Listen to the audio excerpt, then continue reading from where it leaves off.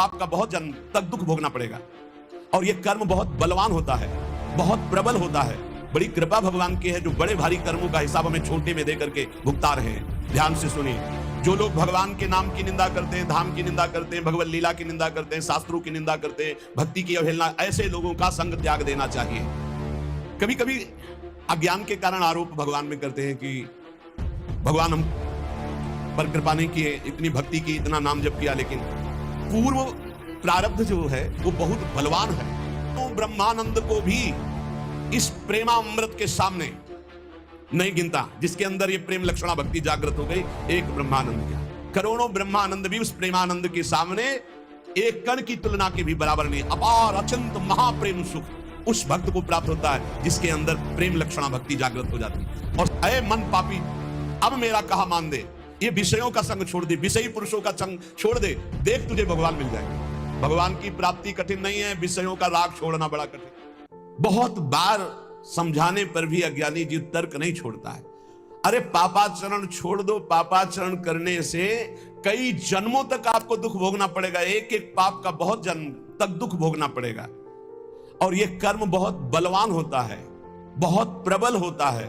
बड़ी कृपा भगवान की है जो बड़े भारी कर्मों का हिसाब हमें छोटे में दे करके भुगता रहे हैं। इसलिए उपासक को चाहिए कि भगवान की लीलाओं का गायन करे, ये विश्वास रख करके कि निश्चित हम परम मंगल करने वाला भगवान का नाम गुण कीर्तन है।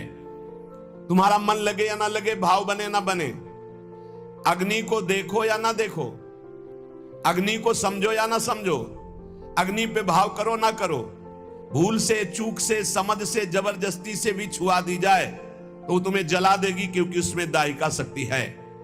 ऐसे ही श्रद्धा से, अश्रद्धा से, भूल से, जानकारी से, भाव से, कुभाव से, कैसे भी नाम जप करो, लीला कथा सुनो, तुम्हारा परम उद्धार हो जाएगा, परम मंगल हो जाएगा। भगवान की लीला कथा गान करने से हृदय पवित्र होता है। उनकी लीलाओं का, कुछ लीलाएं जो सहज करुणामयी, उनका तो अनुकरण हो सकता है, सब लीलाओं की सामर्थ्य नहीं।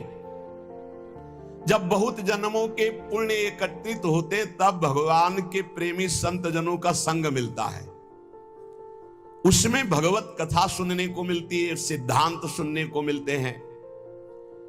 ये जो तर्क करने वाले लोग तार्किक हैं, ऐसे लोगों को करोड़ों शत्रुओं के समान मानकर त्याग देना चाहिए।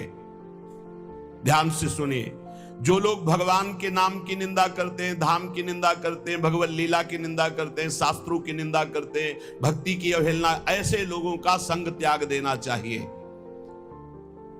जो गृहस्थ में है, संसार में है, संयोग बनता है, भगवान कृपा करते हैं, सत्संग सुनने को मिलता है, लेकिन ऐसे लोग मिल जाए तो उनकी श्रद्धा बहुत कोमल होती है, वो नष्ट हो जाती है।